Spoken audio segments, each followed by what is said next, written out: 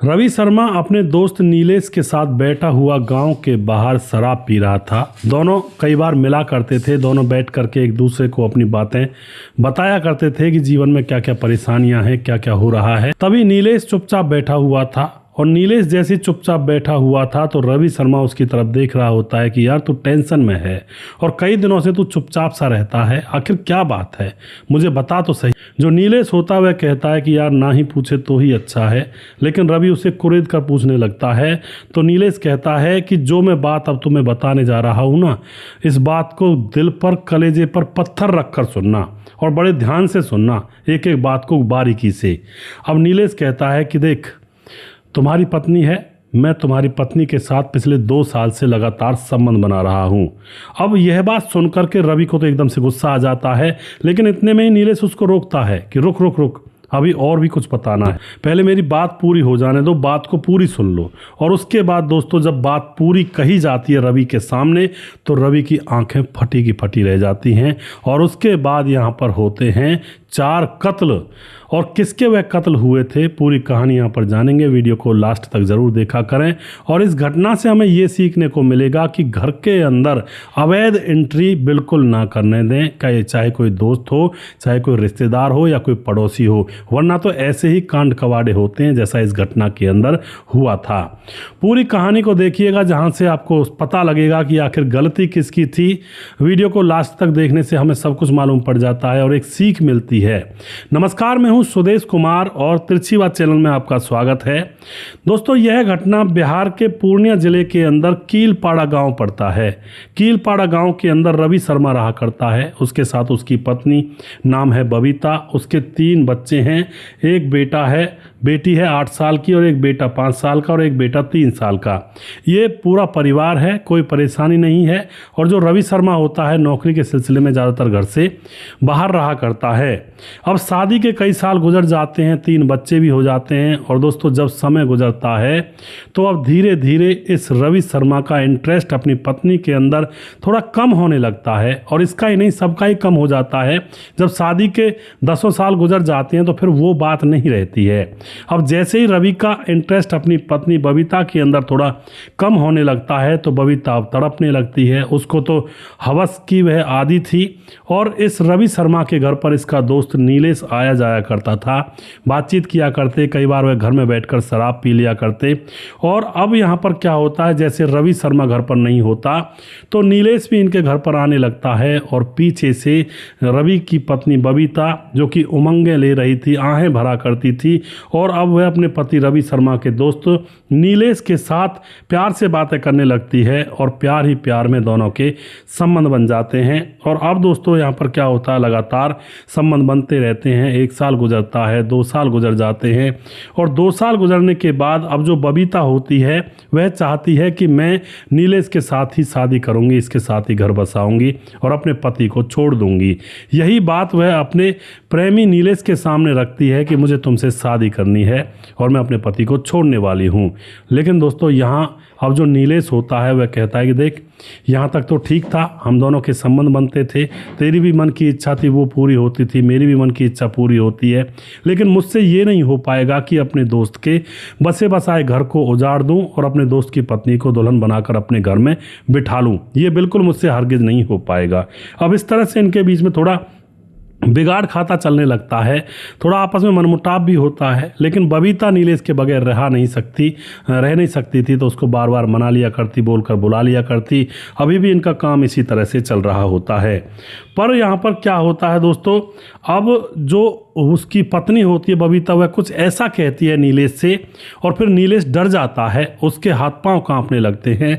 और फिर जो नीलेश होता है एक दिन अपने दोस्त रवि के साथ शराब पी रहा था और जैसा कि मैंने आपको कहानी के स्टार्टिंग में बताया, नीलेश बहुत ज़्यादा उदास था और उसका दोस्त रवि पूछ रहा था क्या बात है, बहुत उदास हो कई दिनों से। नीलेश कहता है कि मैं तुमसे कुछ कहना चाहता हूँ, बस तुम अपना आपा मत खोना। और उसके बाद दोस्तों वह अपने और उसकी पत्नी के संबंधों के बारे में रवि को बता देता है। रवि को यहाँ पर ऐसी बात बताई जाती है। उसके बाद यहाँ पर असली खेल शुरू होता है। असली खेल क्या था, अगले 2 दिन के बाद गांव के अंदर मंदिर पर कुछ लोग इकट्ठे हुए थे। जैसे कि कोई गांव के अंदर बात हो जाती है तो मीटिंग होती है लोगों की, तो उसी मीटिंग में रवि भी था और वहीं पर लोगों की बातें सुन रहा था। इधर से घर से बबीता के फोन लगातार उसके पास जा रहे थे कि कब आओगे, कितनी देर लग जाएगी, मानो जैसे बबीता को कुछ यहाँ पर उसका इंतजार हो कि अगर देरी में आए तो मैं कुछ कर लूँ। अब वह कहता है कि मैं आ ही रहा हूँ, बस थोड़ी बहुत देर में 8 बजे तक पहुँच जाऊँगा। और उसके बाद 8 बजते हैं। 8 बजे रवि अपने घर पर पहुँचता है। वहाँ अंदर देखता है जाकर के घर के अंदर, तो नज़ारा जब घर का देखता है तो बस उसके हाथ पांव कांपने लगते हैं। ज़ोर ज़ोर से चिल्लाने लगता है, अपने ससुराल वालों को फ़ोन करता है कि तुम्हारी बेटी ने यहाँ पर ऐसा कुछ हो गया है, आ जाइए जल्दी। और उसके बाद जब ससुराल वाले भी आते हैं तो दोस्तों यहाँ पर नज़ारा क्या था, नज़ारा ये था कि उसकी पत्नी सबिता और उसके 3 बच्चे फंदे पर झूल रहे थे। यानी कि पूरा परिवार 1 मिनट में साफ हो गया था। अब जो मायके वाले हैं वो भी आ जाते हैं, आस पड़ोस के लोग भी इकट्ठा हो जाते हैं। पुलिस को भी किसी ने इन्फॉर्मेशन दे दी थी, पुलिस भी वहाँ पर आ चुकी थी। और उसके बाद जो पुलिस होती है अब इस औरत बबीता के मायके वालों से पूछती है कि आखिर क्या हुआ होगा, तुम्हें किसके ऊपर शक है। लेकिन बबीता के जो मायके वाले होते हैं वो यही कहते हैं कि यह गुस्से वाली बहुत ज़्यादा थी और इसने यह कदम गलत उठाया है, जो भी उठाया है, कम से कम बच्चों को तो बख्श देती। पुलिस भी यही मामला समझ रही थी कि मामला ये ऐसा ही है कि इसने जो भी ये कुछ किया है बबीता ने ही किया है। अब क्या होता है, पोस्टमार्टम के लिए लाशों को भेजा जाता है। पोस्टमार्टम उधर 2-3 दिन में आने वाली थी पोस्टमार्टम की रिपोर्ट। इधर जो घर वाले होते हैं वह रो रो कर उनका बहुत बुरा हाल हो जाता है और जो पुलिस होती है वह इधर उधर पूछताछ कर रही होती है। इतने में ही 2 दिन भी गुजर जाते हैं और 2 दिन गुजरने के बाद जब रिपोर्ट आती है पोस्टमार्टम की तो दोस्तों पुलिस का नज़रिया बिल्कुल चेंज हो जाता है, क्योंकि रिपोर्ट में बताया गया था कि इन्होंने ये फंदे अपने आप नहीं लगाए हैं, इनकी हत्या की गई है और हत्या के बाद इनको फंदे पर लटकाया गया है। अब तो यह कत्ल का मामला था और वो भी कहते हैं ना नरसंहार था एक तरह से। 3 बच्चे मासूम और एक पत्नी बबीता।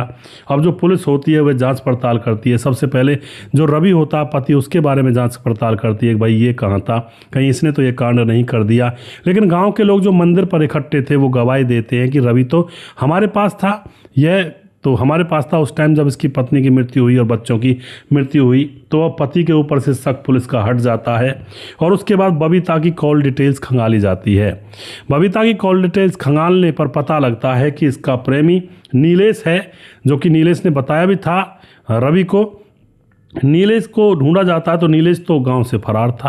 अब नीलेश के ऊपर पूरा शक था पुलिस का, उसको ढूंढने में लग जाती है और गुप्तचरों और मुखबिरों की मदद से उसको बहुत जल्दी पकड़ लिया जाता है। और पकड़कर जब अच्छी तरह से उसकी सुताई पिटाई की जाती है तो वह पूरा राज पुलिस के सामने खोलता है। वह बताता है कि साहब कुछ दिनों पहले मैं इनके घर पर आया जाया करता था और जैसे आता जाता था तो कई बार मेरा दोस्त रवि घर पर नहीं होता तो बबीता मुझे चाय पानी बना कर दिया करती, मेरे पास बैठ जाया करती और वह मुझसे ऐसे ऐसे मजाक किया करती जो मजाक एक पत्नी ही पति से कर सकती है।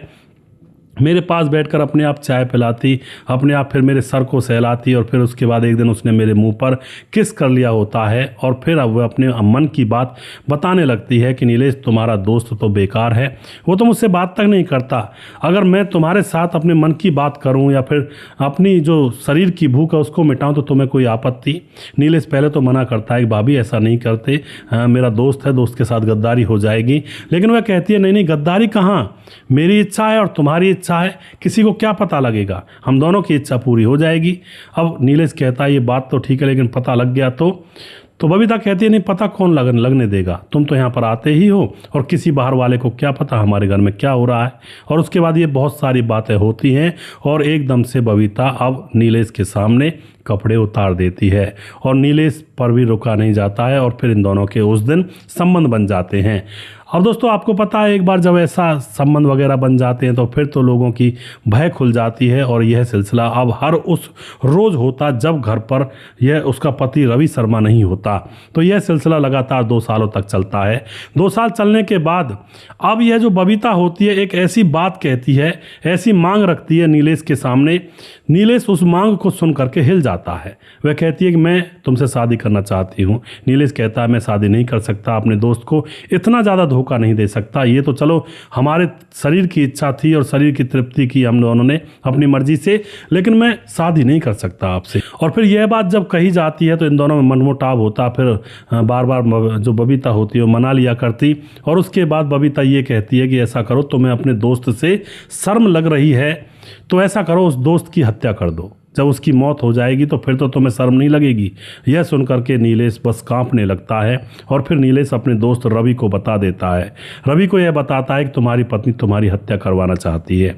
यह सुन के रवि भी हिल जाता है अंतर मन तक, और वह डर लगता है उसको, और डरने लगता है कि न जाने कब पत्नी खुद ही उसकी हत्या कर दे, सोते हुए को जहर दे दे, कुछ पता नहीं उसका, जब इतने बात पर पत्नी उतर आई है तो। और उसके बाद ये दोस्त दोनों ही प्लानिंग करते हैं, और प्लानिंग ये की जाती है कि बबीता को ही निपटा देते हैं। किसी को क्या पता लगेगा और मामला ये आएगा कि खुद ही फांसी के फंदे पर झूल गई है। तो ये पूरी प्लानिंग कर लेते हैं, और गांव में जब 4 लोग मंदिर पर इकट्ठे हो रहे थे उससे पहले ही ये दोनों घर में जाते हैं और बबीता की गला दबाकर हत्या कर दी जाती है। जब ये हत्या कर रहे थे तो बड़ी बेटी वहाँ पर आ जाती है। अब इनको डर लगता है कि ये राज खोल देगी, बड़ी बेटी की भी हत्या कर देते हैं। इतने में छोटे बच्चे आ जाते हैं, अब उनको भी इनको मारना पड़ता है, और सबको मार करके फंदे पर लटका करके। और जो रवि शर्मा होता है वह तो मंदिर पर चला जाता है, जिससे कि लोग भी ये कहें कि यह तो मंदिर पर था। और जो वह दूसरा होता है नीलेश, वह गाँव छोड़ करके फरार हो जाता है। इस तरह से यह मामला लोगों के सामने खुला था दोस्तों। यानी कि जो पत्नी अपने पति को ही निपटाना चाहती थी, उसी पति ने उसी को निपटा दिया, और साथ में मासूम 3 बच्चों की जान चली गई। अब इसमें आप कहोगे भाई सही कौन गलत कौन? मैं तो यहाँ पर यही कहूँगा भाई सारे ही गलत थे। पति भी गलत था, उसने हत्या कर दी, और हत्या कर दी उसके साथ बच्चों को मार दिया। बच्चों को क्या कसूर था दोस्तों?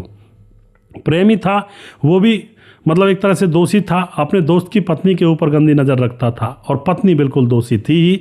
वो दूसरे के साथ मुंह काला करके अपने पति को रास्ते से हटाने का प्लानिंग बना रही थी। तो यहाँ पर सारे के सारे लोग गलत थे, बस बच्चे निर्दोष थे जो बेमौत यहाँ पर मारे जाते हैं। तो इन दोनों दोस्तों को पकड़कर जेल में डाल दिया जाता है, और उसके बाद दोस्तों इस घर पर ताला लगा दिया जाता है। अब इस घर के अंदर ना कोई झाड़ू पोछा बर्तन करने वाला है, और ना ही इस घर के अंदर अब चूल्हा जल पाएगा, ना ही इस घर के अंदर कोई झाड़ू पोछा कुछ भी नहीं हो पाएगा। ये अब सालों तक बंद पड़ा रहेगा, क्योंकि इसका कोई वारिस ही नहीं है, और कोई अड़ोसी पड़ोसी या रिश्तेदार इस घर को या तो बेचकर चला जाएगा या इसमें आकर बस जाएगा। इस तरह के मामले दोस्तों कई बार समाज, देश और दुनिया के अंदर देखने को मिलते हैं। और मैं तो बस यह कहना चाहता हूँ इस घटना के ज़रिए, भैया आज के दौर में किसी के ऊपर विश्वास करना बहुत मुश्किल है, चाहे कोई बच्चा हो। अभी अभी आपने एक खबर सुनी होगी, एक बेटे ने अपने करोड़पति बाप की हत्या करके नीले ड्रम में उसकी लाश को डाल दिया और जलाने की प्लानिंग कर रहा था। वो बेटा भी किसी का नहीं, और पत्नी भी किसी की नहीं, औलाद भी किसी की नहीं। भैया कलयुग का कलिकाल चला हुआ है, बहुत सावधानी और सतर्कता से जीवन को गुजारने की आवश्यकता है, वरना तो एक क्षण में दुनिया और संसार मिट जाता है, इंसान का कुछ भी नहीं रहता है। आप जो भी कुछ कहना चाहते हैं अपनी राय कमेंट बॉक्स में लिख सकते हैं। और वीडियो के लास्ट में कुछ भाइयों के नाम मैं ज़रूर लेना चाहूँगा जो हमारे वीडियोस को देखते हैं और हमें खूब सपोर्ट करते हैं। हमारे साथ हैं रवि प्रकाश भाई जो कि लगातार कमेंट करते हैं, शौकत अली हमारे भाई लगातार दिल्ली से कमेंट करते हैं, भाई का बहुत बहुत धन्यवाद करता हूँ। कुमार विमल कमेंट करते हैं, और उसके बाद हमारे साथ मनीष नौटियाल कमेंट करते हैं, समाज में युवाओं को जागरूक करने के लिए आपको साधुवाद। मैं मनीष नौटियाल रुद्रप्रयाग उत्तराखंड से बहुत बहुत धन्यवाद करते हैं जी। और उसके बाद हमारे साथ फैजल शाह कमेंट करते हैं, राम बहादुर सिंह कमेंट करते हैं, कहते हैं कि मेरा नाम भी लिया कीजिए सुदेश भाई, आपकी कहानी बहुत अच्छी होती है, सीख देने वाली होती है। राम बहादुर सिंह रायगढ़ छत्तीसगढ़ से। हृदय राम हमारे भाई लगातार कमेंट करते हैं, सुरेंद्र कुमार कमेंट करते हैं, दुर्योधन भाई कमेंट करते हैं, खेमराज भाटी गुज्जर चिट्टी जीबी नगर यूपी 16 से, राम मोहम्मद यासीन लाहौर पाकिस्तान से कमेंट करते हैं। और उसके बाद हमारे साथ लवकुश गौतम कमेंट करते हैं, लवकुश कुमार यूपी बलरामपुर से कमेंट करते हैं। उसके बाद कुंभकर्ण हमारे भाई नाम से आईडी है, और उसके बाद हमारे साथ कमेंट करते हैं। उसके बाद नरेश कुमार कमेंट करते हैं यूपी 92 से, नरेश कुमार। श्यामलाल चौधरी नौकबीकरनी राजस्थान से, राधेश्याम शर्मा श्री जयपुर राजस्थान से। और उसके बाद दुर्योधन भाई कमेंट करते हैं, छगनदास खारडाबंद राजस्थान से कमेंट करते हैं। सुशील चौधरी हमारे भाई लगातार कमेंट करते हैं, रामलाल कुशवाहा विदिशा जिला पुरानिया। सुदेश भाई आप कैसे हो, नमस्ते, बहुत बहुत धन्यवाद जी। और किट कैट नाम से आईडी वो कमेंट करते हैं। और उसके बाद हमारे साथ हैं वेदांत अग्निहोत्री जो कमेंट करते हैं प्रयागराज से, दया शंकर सिंह राजपूत ठाकुर यूपी 43 गोंडा से, और राजस्थान से कमेंट करते हैं। और उसके बाद हमारे साथ हैं नराजा, और उसके बाद हमारे साथ हैं गणेश। तो और भी कुछ नाम है जिनके नाम मैं यहाँ पर लेना चाहूँगा। हमारे साथ हमारे वीडियो पर बने रहते हैं वीर सहरावत, घोर कलयुग चल रहा है, कुछ पता नहीं है। मोहम्मद जहांगीर कमेंट करते हैं, सर किस पर भरोसा किया जाए। बिल्कुल जी। दशरथ कुशवाहा कमेंट करते हैं, स्टोरी बहुत अच्छी सुनाते हो और सुनाने का अंदाज़ बहुत अच्छा है आपका भाई साहब। बहुत बहुत धन्यवाद करते हैं दशरथ कुशवाहा जी आपका। और प्रवीण बघेल से पुरी से समीर कुमार कमेंट करते हैं, विंध्याचल राजभार हैं, सुमेर एस हैं, दुर्गपाल मिस्त्री, समाधान पाटिल जलगांव महाराज से कमेंट करते हैं, भाई साहब तुम बहुत मेहनत करते हो, बहुत बहुत धन्यवाद करते हैं जी। राम गोसाई मरवे लगातार कमेंट करते हैं, सुजीत कुमार गुरुजी बहुत बहुत धन्यवाद आपका जी। और विंध्याचल राजभार कमेंट करते हैं, प्रवीण बघेल से पुरी से विमल कुमार कमेंट करते हैं, रजत सैनी कमेंट करते हैं, सर घोर कलयुग चल रहा है। मोनू जैन कमेंट करते हैं, गुरप्रीत सिंह कमेंट करते हैं, सूरज डीओ फिजी से कमेंट करते हैं, लगातार हमारे वीडियोस पर बने रहते हैं, भाई का बहुत बहुत धन्यवाद करता हूं। और जिस भाई का नाम रह गया उस भाई का नाम अगले वीडियो में ज़रूर लूँगा। अगला वीडियो बहुत जल्दी फिर से लेकर आऊँगा। तब तक आप खुश रहें, सावधान रहें। जय हिंद, जय भारत।